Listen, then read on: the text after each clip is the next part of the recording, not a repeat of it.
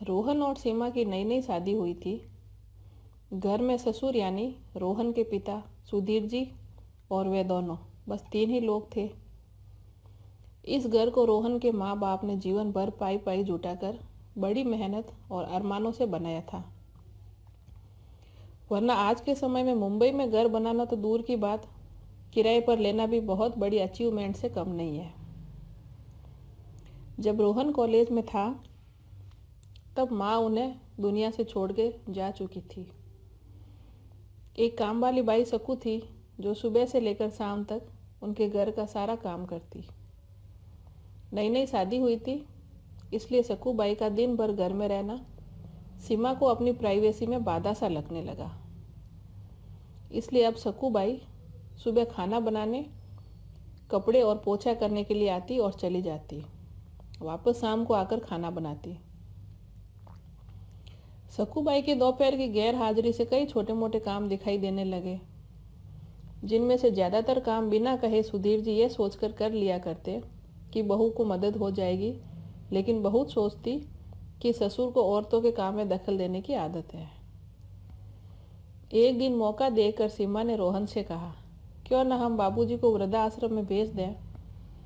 सिर्फ एक पैसा भरना पड़ेगा और उन्हें भी अपने उम्र के लोगों के साथ मिल जाएगा। हमें भी अपनी प्राइवेसी के बारे में ज़्यादा सोचना नहीं पड़ेगा।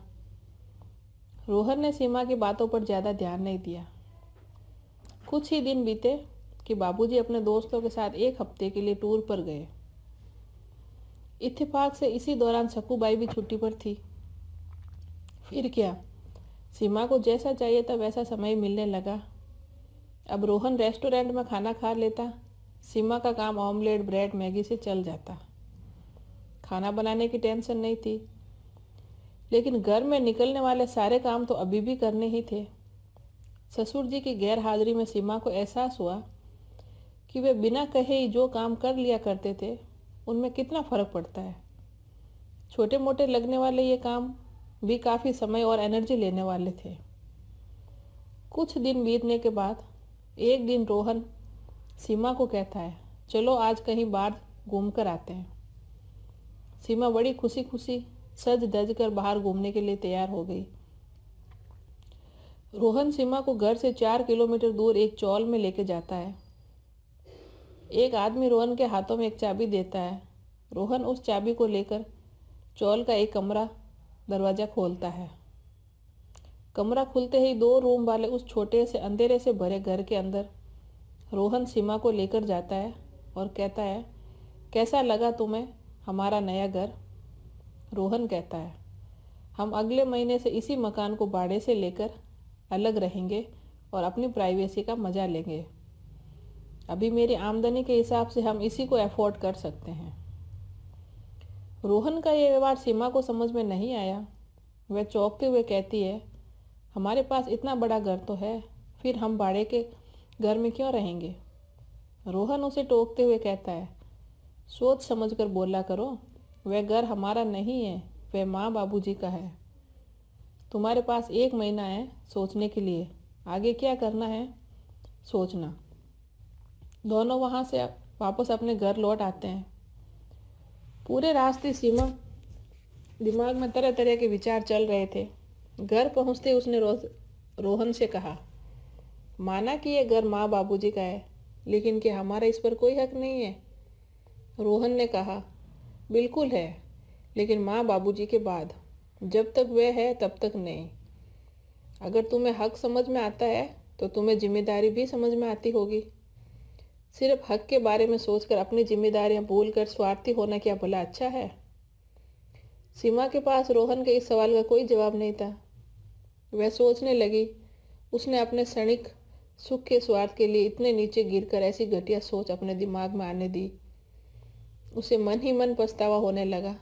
सीमा रोहन से बोली, मुझे माफ़ कर दीजिए, मैं सच में स्वार्थी हो गई थी, मुझसे बड़ी गलती हो गई। रोहन बोला, तुम्हें पछतावा हुआ है, मेरे लिए ये काफ़ी है, मैं तुमसे नाराज़ नहीं हूँ। बेटे और बहू का यह वार्तालाप सुधीर जी दरवाजे पर खड़े होकर सुन रहे थे। उन्होंने आसमान की तरफ देखा और बोले, भाग्यवान, तुम धन्य हो जो तुमने ऐसे बेटे को जन्म दिया है। उन्होंने दरवाज़ा खटखटाया।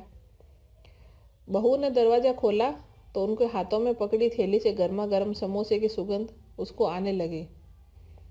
ससुर ने अपनी बहू से कहा, वो कोने वाले हलवाई के पास से ले आया हूँ, तुम्हें पसंद है ना? सीमा को अपने ससुर के प्रति विचार और ससुर को उसके प्रति प्यार, उन दोनों का फर्क समझ में आते ही उसके आंखों में पश्चाताप के आंसू और चेहरे पर अपने परिवार के प्यार के कारण मुस्कान आ गई। तो दोस्तों, इंसानी दिमाग में दिन भर में हजारों विचार आते हैं। कुछ अच्छे आते हैं तो कुछ बुरे, लेकिन किसी भी विचार को शब्दों में परिवर्तित करने से पहले उनको समझना बहुत ज़रूरी है। अक्सर विचार और वास्तविकता एक दूसरे से मेल नहीं खाते हैं।